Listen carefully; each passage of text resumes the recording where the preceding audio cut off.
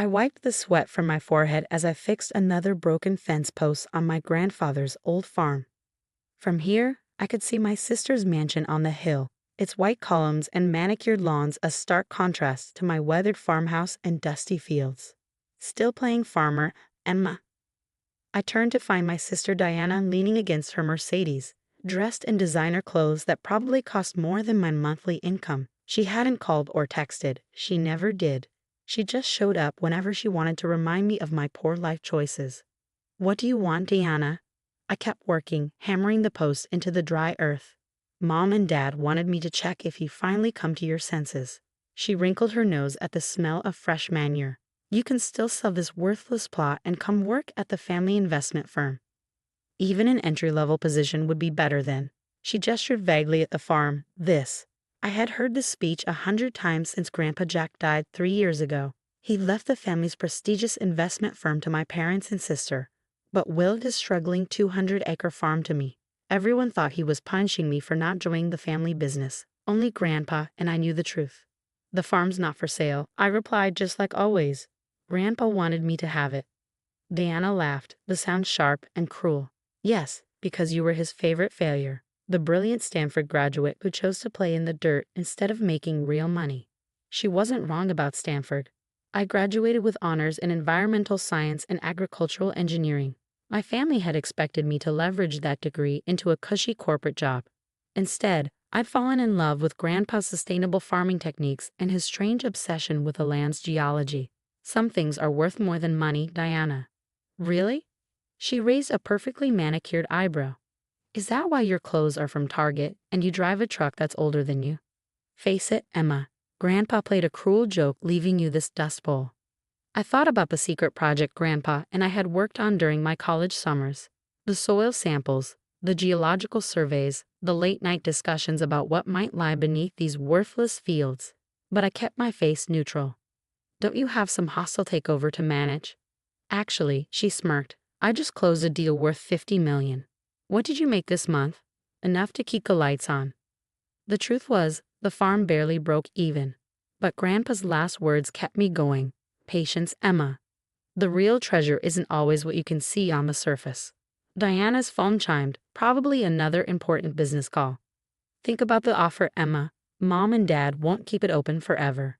She climbed back into her Mercedes, sending up a cloud of dust as she drove away. That evening, as I sat on my porch watching the sunset, my phone buzzed with a text from my mother. "Diana said you're still being stubborn. Don't throw your life away on that worthless farm. What will people think?" I didn't reply. Instead, I pulled out Grandpa's old leather journal, reviewing his meticulous notes one more time. The geological surveys, the soil compositions, the underground formations he'd mapped over decades. Most importantly, the letter he'd left with his will, for my eyes only. "Dear Emma, keep the farm no matter what they offer. I've spent 30 years mapping what lies beneath it. The geological surveys are in my safe. You know the combination. When the time is right, call James McKinley at Western Resources. Show him my research, but wait until you're ready. Patience is everything. Love, Grandpa." I'd waited 3 years, learning every inch of the land, updating Grandpa's research with my own observations. Last week, I finally called McKinley. His team arrived tomorrow. My phone buzzed again. This time my father. "Your sister just closed another major deal. Meanwhile, you're wasting your education playing farmer. We raised you better than this." I smiled, thinking about the team of geologists arriving in the morning. Grandpa had chosen me for a reason. Not because I was his favorite failure, but because I was the only one who shared his vision. The only one who understood that true wealth doesn't always come in the form of stock portfolios and corner offices. The next morning dawned clear and cool. I was up before sunrise, reviewing Grandpa's documents one last time. James McKinley arrived precisely at 7, leading a team of geologists in 3 heavy-duty trucks loaded with equipment. "Miss Bennett," he shook my hand firmly. "Your grandfather's preliminary surveys were intriguing. If his calculations are correct." "They are." I interrupted. "I've spent 3 years verifying them." He nodded approvingly. "Then let's find out what's under this worthless farm of yours." For the next week, McKinley's team conducted sophisticated geological surveys. They brought in equipment that made Grandpa's old tools look primitive. Each evening, they shared their findings with me, their excitement growing day by day. On the 8th day, McKinley called me to their main survey site. His face was flushed with excitement. "Ms. Bennett," he said, spreading out a complex chart, "your grandfather was right. There's a massive oil deposit under your land. Initial estimates suggest it could be worth." He named a figure that made my hands shake. I thought about Diana in her mansion, my parents in their penthouse, all of them looking down on this worthless farm. They had no idea they were sitting up there laughing while I was literally standing on a fortune. "How soon can we begin extraction?" I asked. "We can start the paperwork immediately. Western Resources is prepared to offer." "No," I cut him off. "I don't want to sell. I want to partner. My grandfather left me more than just land. He left me an education and a vision. I want to do this right." McKinley's eyes widened with respect. "A partnership? That's ambitious. I'm thinking of creating my own energy company," I continued. "One that combines oil extraction with sustainable land management. But first," I smiled, thinking of my family's inevitable reaction, "I need to make a few phone calls." 2 months after McKinley's discovery, I sat in my newly renovated farmhouse office, surrounded by geological reports and business plans. The local news had finally caught wind of the massive oil deposit, and my phone hadn't stopped ringing since the story broke. "Emma," my mother's voice screeched through the speaker. "Why didn't you tell us? We're your family." I glanced at the newspaper on my desk. "Local farm sits on billion-dollar oil reserve. Largest discovery in state history." Below was a photo of me standing with James McKinley, both of us smiling as we signed partnership agreements. "I've been trying to tell you for years," I replied calmly. "About the farm's potential. About Grandpa's research. You were too busy mocking my choices to listen." The line went silent for a moment. "Then, we need to have a family meeting. Tonight. Your father's already called an emergency session with the firm's lawyers." Of course he had. I checked my watch. "Can't do tonight. I have a board meeting with Western Resources to finalize the extraction plans." "Board meeting?" My mother's voice rose an octave. "Emma, be reasonable. You don't know anything about running an oil company. You need our help." I thought about the business degree they dismissed when I combined it with environmental science. About the years I'd spent learning from Grandpa, understanding not just the land, but the complex dynamics of resource management. "Actually, I don't. But you're welcome to come by the farm tomorrow. I'm sure you remember where it is, that worthless plot you've been telling me to sell." They arrived the next morning in force, my parents in their luxury SUV, Diana in her Mercedes, and 2 corporate lawyers trailing behind in a BMW. They found me in Grandpa's old barn, which had been converted into a state-of-the-art operations center. Diana's eyes widened at the wall of monitors displaying geological data and drilling projections. "What is all this?" "This," I gestured around, "is what Grandpa and I were working on while you were all laughing at the failing farmer. He spent 30 years mapping these oil deposits. I spent 3 years verifying his research and developing a sustainable extraction plan." "Why didn't you tell us?" my father demanded.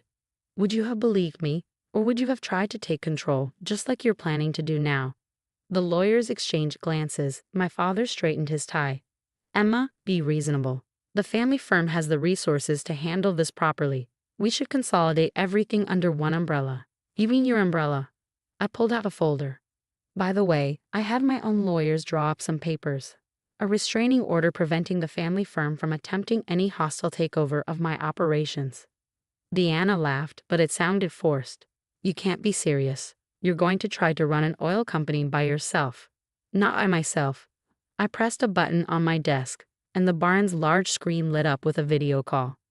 James McKinley's face appeared, along with several Western Resources executives. "Ready for the morning briefing, Ms. Bennett?" McKinley asked. "Just wrapping up a family matter," I replied. "I'll be with you in 5 minutes." After I ended the call, my mother stepped forward, her voice honey-sweet. "Darling, we're just trying to help. We're family. We should share in this together." "Share?" I pulled out Grandpa's journal. "Like you shared in the farm work? The research? The years of being called a failure?" "That was different," Diana protested. "We didn't know." "Exactly. You didn't know because you didn't care. You were too busy looking down from your mansion to see what was right under your feet." My father's face hardened. "We can do this the easy way or the hard way. That oil belongs to the family. No, I said firmly. It belongs to the person Grandpa trusted with his legacy. Me. I handed them each a copy of my new business plan. Bennett Sustainable Energy, a company that combines oil extraction with environmental preservation. I'm not just pumping oil. I'm revolutionizing how resource extraction can coexist with sustainable agriculture. They stared at the documents, at the billions in projected revenue, at the innovative techniques I'd developed combining my environmental science background with Grandpa's research. You can't do this alone, Diana insisted. I'm not alone. I have the best geological team in the state, a partnership with Western Resources, and Grandpa's lifetime of research. What I don't need is a family that only shows interest when there's money involved. Security arrived, a new addition to the farm, to escort them out. As they walked to their cars, I called out, "Oh, and Diana, about that mansion on the hill? I just bought all the surrounding land. You're going to have a great view of my oil derricks." The next year transformed everything. Bennett Sustainable Energy became a model for environmentally conscious resource extraction. The farmland still produced crops, now watered by a sophisticated irrigation system. Solar panels powered our operations, and a portion of our profits went to environmental research. Deanna sold her mansion. Apparently, the constant reminder of my success was too much to bear. My parents made several attempts through their lawyers to claim partial ownership, but Grandpa's will was ironclad. Last week, I received an invitation to speak at my old high school's career day. The topic? Innovation in agriculture and energy, breaking new ground. I thought about declining, but then I remembered all the other kids out there whose families might be mocking their dreams. I stood at the podium, looking out at young faces filled with hope and uncertainty. Sometimes, I began, the richest things in life are right under your feet. You just have to be patient enough to find them, and brave enough to stand your ground when others tell you you're wrong. After the speech, a young girl approached me. "My parents say farming is a waste of time," she said quietly. "They want me to be a lawyer." I handed her my card. "Come visit the farm. I'll show you how one person's waste of time can change the world." That evening, I sat on my porch just like I used to, but the view was different now. Oil derricks rose in the distance, each one using technology that minimized environmental impact. The fields still grew crops, proof that progress doesn't have to destroy tradition. My phone buzzed. Another message from Diana. "Dad's firm is struggling. We could really use your help." I smiled and typed back, "The farm's hiring. Entry-level positions start at the bottom, just like I did." She didn't reply, but that was fine. I had work to do. Grandpa's journal sat open on my lap, and I was adding my own notes now. Someday I'd pass this knowledge on to someone else who understood that true wealth isn't just about money. It's about believing in something everyone else calls worthless. After all, sometimes the best revenge isn't just proving them wrong. It's proving yourself right in ways they never imagined possible.